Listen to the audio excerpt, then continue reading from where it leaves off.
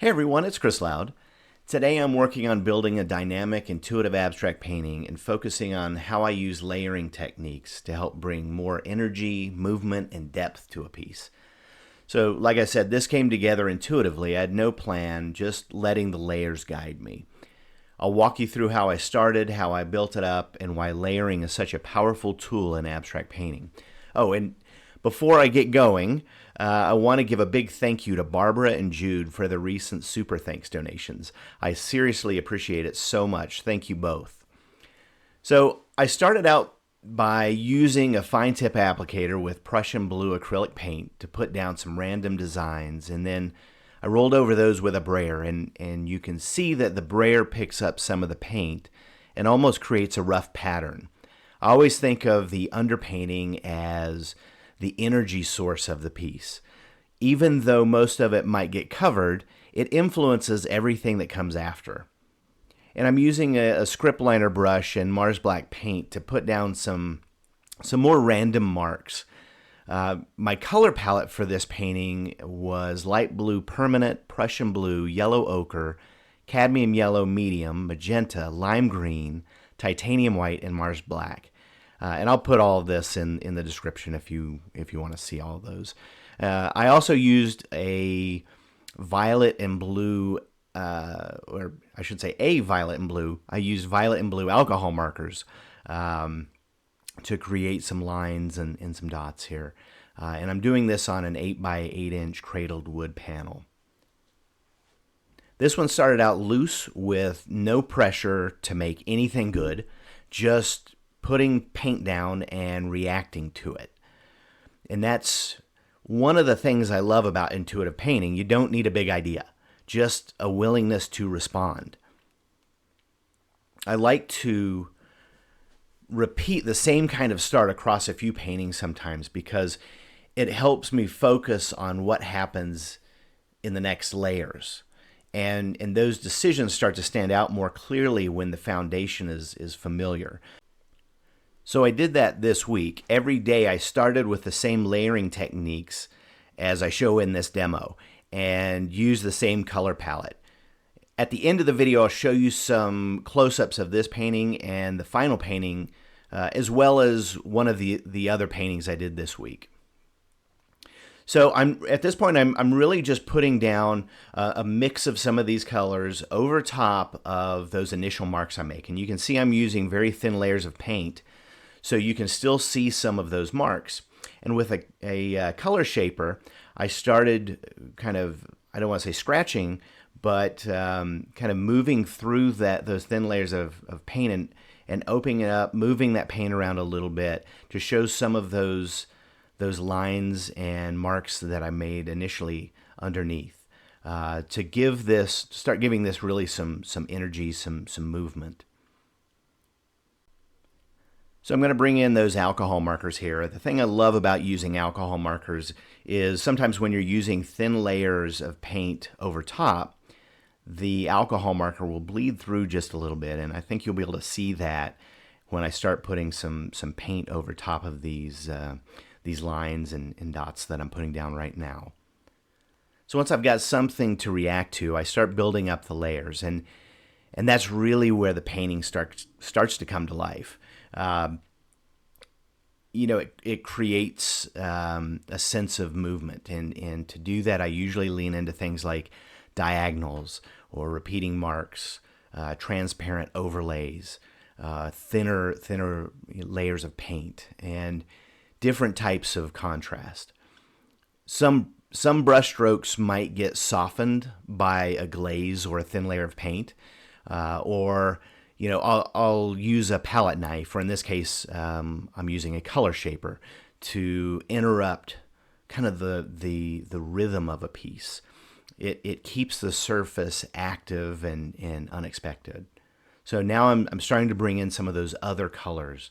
I initially started with magenta and both of the yellows that I had, and now I'm going to start giving a little bit of layers of different colors over there. And I'm working with thin layers, so you can still see some of those marks underneath. And sometimes, I'll even work against the flow on purpose, like dropping a shape that breaks up the movement. to create, just a little bit of tension. And that mix of structure and disruption adds a lot of energy without making things feel too chaotic.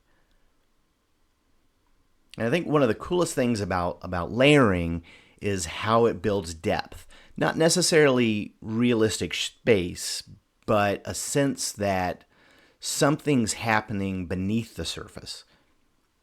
And in this piece, you'll see little glimpses of the underpainting that I left showing through. I'll also play with edge quality. So sharp, defined edges in some spots, which I'll be doing more of at the end of the painting, and soft blended edges in others. And that contrast makes certain areas pop while others recede, and it gives the painting a kind of breathing room. And even when the tools are simple, layering lets the surface feel rich and full. It makes the viewer want to look closer, and that's always what we're going for. We want the viewer to kind of invest some time in looking a little deeper into this painting.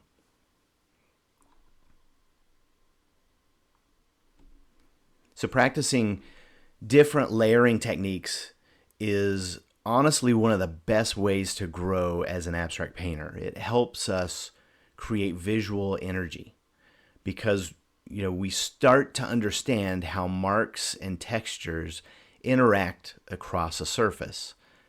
I did this painting, this week. I started the same techniques for layering and used the same color palette.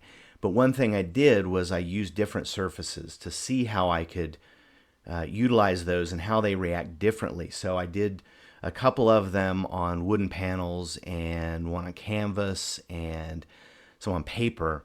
And I will tell you that they do, you'll notice very quickly that paper reacts very differently than a canvas.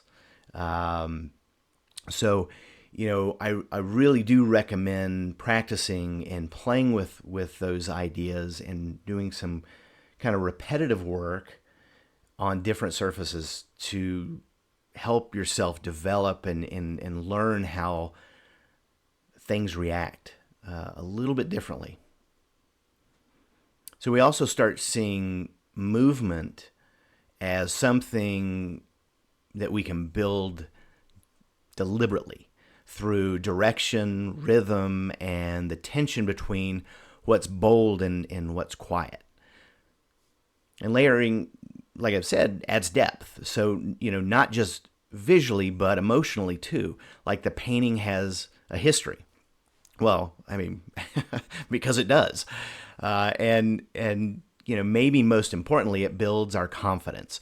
We learn to trust ourselves, to respond instead of controlling everything, and to let a painting evolve instead of rushing it to look finished. Over time, we start to notice our own patterns, what kind of shapes, strokes, color palettes, and layering moves we naturally return to. And that's how our personal style starts to take shape. When it all boils down to it, you like what you like, and you need to own that. Don't force yourself to create something or like something because others do or you feel like you need to. But in order to know if you like using certain techniques, you have to try it, experiment with it. So here are some close-ups of this final piece, and I'll show you the final piece as well. And then again, I'm going to show you a second piece and some close-ups with that. So you can see some of those marks. Here's the final piece. That's my favorite orientation. I'll show you some other orientations here, and that's my second favorite. I think they all kind of work, but some of them do feel like it's pulling you off the painting a little bit with those striped lines there. And here's some close-ups of the second piece that I did. Again, this one is on hardwood panel as well. So if you like this video, feel free to give it a thumbs up. If you want more abstract painting demos and process breakdowns, go ahead and subscribe. I'd also love to hear in the comments what's your favorite way to layer paint, or if there is a technique that you've been curious to try. Thanks for watching. and keep on painting.